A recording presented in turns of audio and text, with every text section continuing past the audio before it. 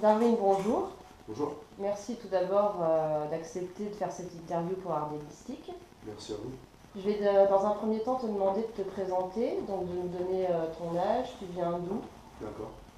Bah voilà, moi c'est Vincent, de mon place Darwin. Je viens du 08, j'en ai 200 au Sedan. Je viens d'un quartier qui s'appelle l'avenue de la Marne à la base, je suis là-haut. Et pourquoi Darwin? Darwin, en fait, pour beaucoup, en fait, il y a l'évolution, enfin la théorie de l'évolution de Darwin, Charles Darwin.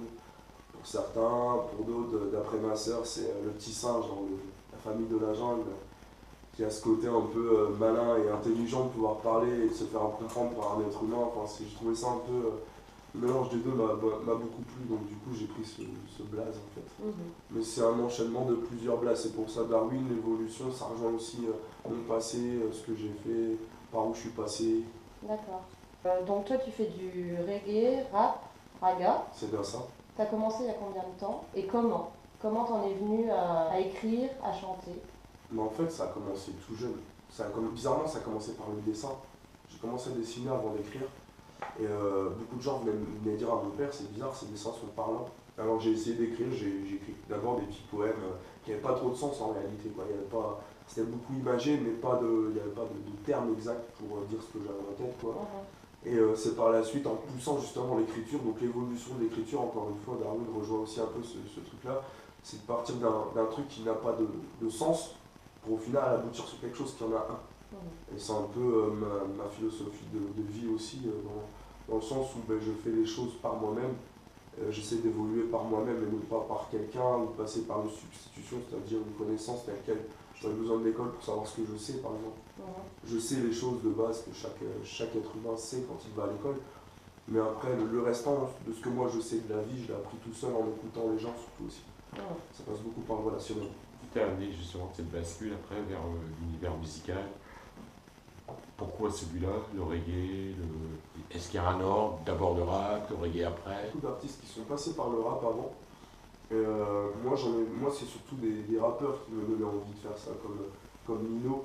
J'ai découvert justement avec Steven, un ami à moi, un ami de longue date. Et les journées m'ont passé en bibliothèque, là, juste là, on allait écrire, à gratter le cahier, gratter. Et donc oui, l'écriture, ça en est venu justement de parler d'abord de ma vie, parler de choses concrètes, de choses réelles, pas de choses fictives comme on entend beaucoup en ce moment, belles voitures, nana, pognon. C'est de passer d'abord par quelque chose de très humain avant d'aller sur un truc beaucoup plus évolué. C'était presque un besoin d'exprimer ta vie, Ouais. ce que tu avais à dire via le support de l'écriture. Voilà, c'est ça.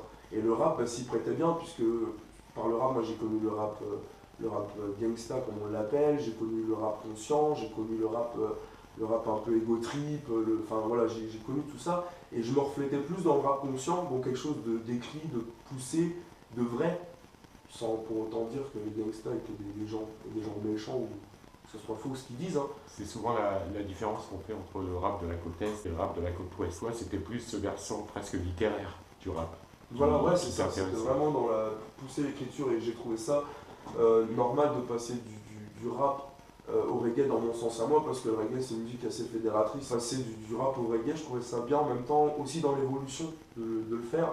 C'est-à-dire le rap c'est beaucoup linéaire, c'est des phrases qu'on dit, qu'on répète et qu'on parle, tandis que le reggae c'est quelque chose qui se chante et qui vient du cœur et de l'esprit. Le reggae c'est quelque chose de fédérateur et ça reste toujours dans le partage. C'est ça qui t'a plu, tu t'es retrouvé dans le message Voilà, du reggae qui a un ça. côté comme ça sur la paix, la liberté. Et est-ce que justement par rapport au reggae, la question rituelle pour quelqu'un qui fait du reggae, après à un moment donné, Marley, Je serais un menteur de dire qu'aucun chanteur reggae ou qui que ce soit n'était emporté par les fameuses phrases de Bob Marley. C'est quelqu'un qui a inspiré beaucoup de personnes. Encore maintenant, il inspire encore beaucoup et ses enfants reprennent la relève d'une façon magistrale. On est obligé de suivre le truc. Quoi. On n'a qu'à voir Damian, Stéphane, Julian, même Kimani, qui en a fait très peu de musique. Mais c'est des gens qui nous portent. Bizarrement, ils ont cette aura autour d'eux. Donc on est obligé de les suivre. On est obligé, ça devient une continuité. Et pour moi, je trouvais ça normal de passer du rap au reggae pour justement arriver un peu à ce message-là, sans pour autant faire du copier-coller Bob Marley, mais en ayant le même état d'esprit, parce que Bob était quelqu'un de vraiment quelqu'un de grand, de fort, de très puissant. C'est-à-dire spirituellement parlant, vocalement parlant, c'est indéniable, mais spirituellement parlant, fallait suivre ce qu'il a fait. Et à part Bob Marley, donc tes influences musicales, donc tu nous as parlé de rap. En rap, il y en a très peu. En rap et en reggae.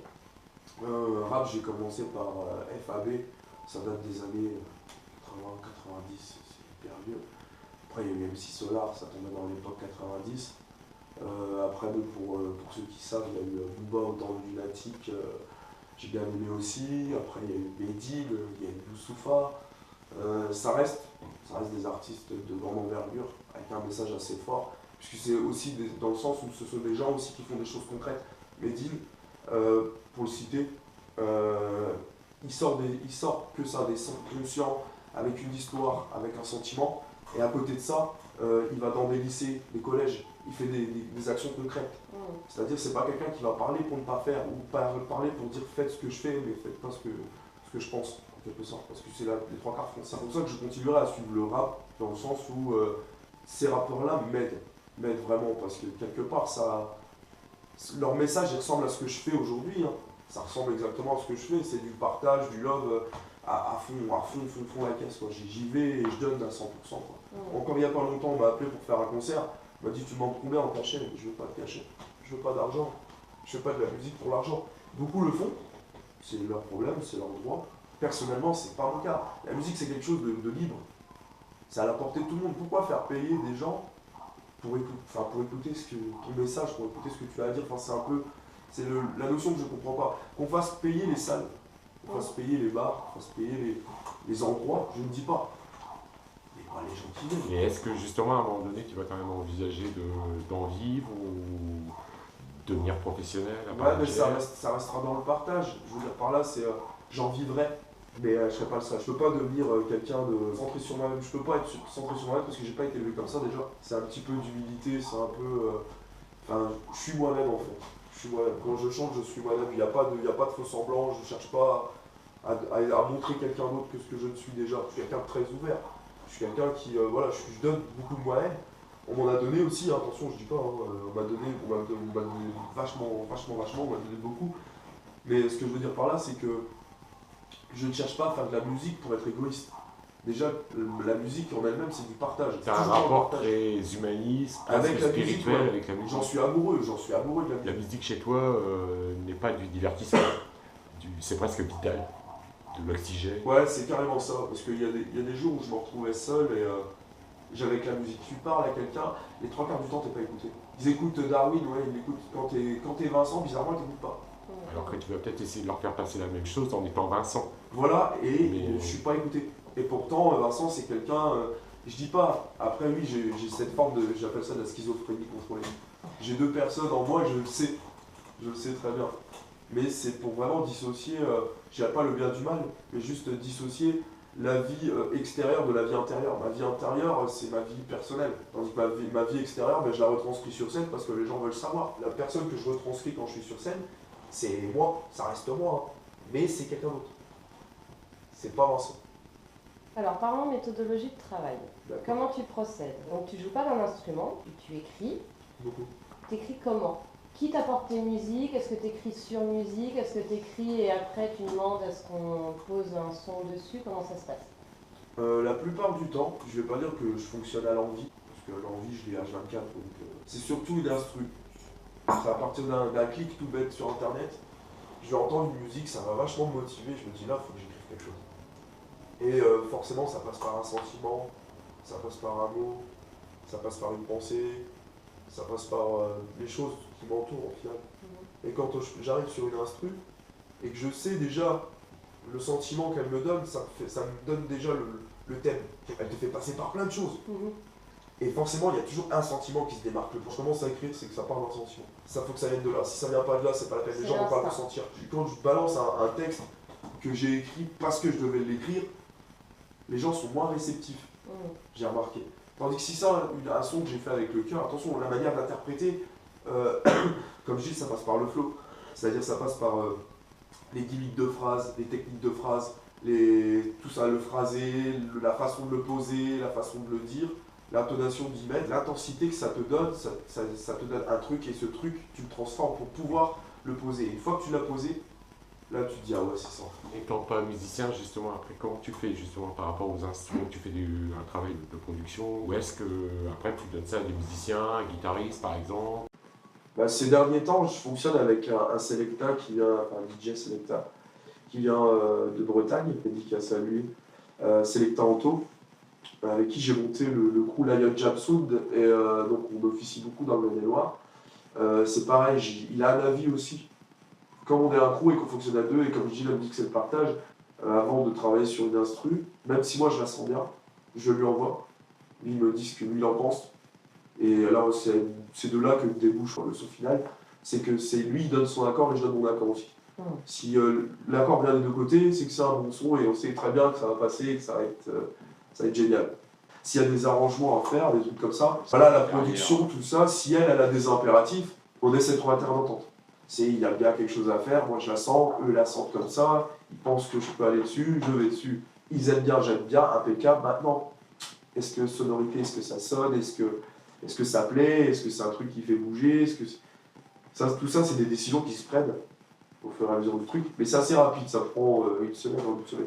Et sur scène, en l'occurrence pour les concerts, donc vous montez à deux. Ouais. Sur le plan de cadre de voilà. son système. Voilà, c'est ça. Lui, il est derrière moi, il sélecte à fond derrière moi, et moi, je suis devant, mais j'essaye maximum, justement, d'avoir cette complicité avec mon DJ, justement. On a cette complicité où on se fait des jeux de regard, des trucs, on a des petites gimmicks qui sont assez sympas. Ouais, ça c'est assez bien, on s'éclate bien. Par rapport à ton rapport à la musique, au partage, mais par rapport à ces influences reggae, on sait qu'il peut y avoir des fois aussi un environnement politique, de messages sur la rébellion, sur la lutte d'indépendance. Comment tu te situes par rapport à ça? Est-ce que ça se ressent aussi dans tes textes? Ou tu es plus sur l'individu? En gros, est-ce que tu es un porte-parole ou pas? Je ne me considère pas en tant que porte-parole. Ce que l'homme a créé et qu'il appelle politique, je m'en occupe pas. J'ai pas besoin de m'occuper de ça.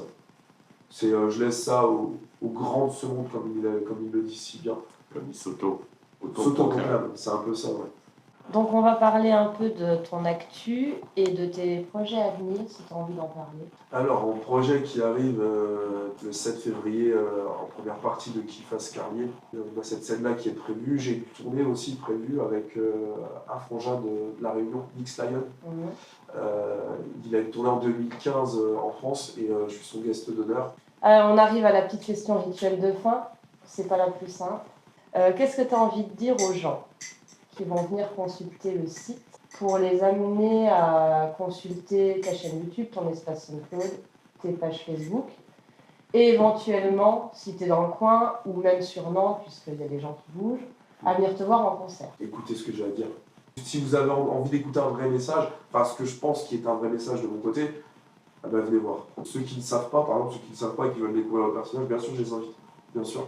Et je pense qu'ils vont prendre plaisir à écouter des choses concrètes, pas des choses fausses. Il n'y a pas de mensonge dans ce que je fais. Darwin, merci beaucoup de nous avoir accordé de ton temps pour Art des Mystiques. On te souhaite beaucoup de réussite pour la suite. Et on va te demander de nous faire un petit freestyle. MC, Art des Mystiques, on est là. Darwin MC, la famille, on est là. On fait ça tranquillement. Emma. Man, stop les bails, team rien de légal. Quand ils veulent faire mal dans ce festin, seuls les crèves, la face légale, la dalle sur le macadam. Yaman qui est l'oncle Sam. Yaman qui est l'oncle Sam. Man, stop les bails, team rien de légal. Quand ils veulent faire mal dans ce festin, seuls les crèves, la face légale, la dalle sur le macadam. Yaman qui est l'oncle Sam. Yaman, hey. Ne regarde pas dans le passé quand le futur t'observe. Du trépas t'en as assez, puis faire oui ça t'énerve. T'as les os cassés, il faut te mettre sur une civière. Les chars de la traîtrise leur serrent la gorge comme une minerve. MC poids plume sur des prods, heavyweight, fouleuse de pendant des siècles. Et Darwin s'aisait dans l'arène. Pour combattre les loups, je n'ai pas eu besoin de pièges. Trop de versets de crème renversés par le pèse. Pour plusieurs raisons, moi je dis qu'il faut qu'ils se taisent. Perso, je veux leur game trouver le jeu dans ce triste manège. C'est des deux mecs sur ma tête, ça débecte sur le monde. Trop de blasphème pendant qu'ils déflètent leur merde sur le nez. J'aurais qu'une partition aussi blême qu'une partition de mon net. Darwin MC, Harvey Mystique, on est là. Ah bon? Ah bon? Merci beaucoup. Merci à vous. Et à très bientôt. À très bientôt.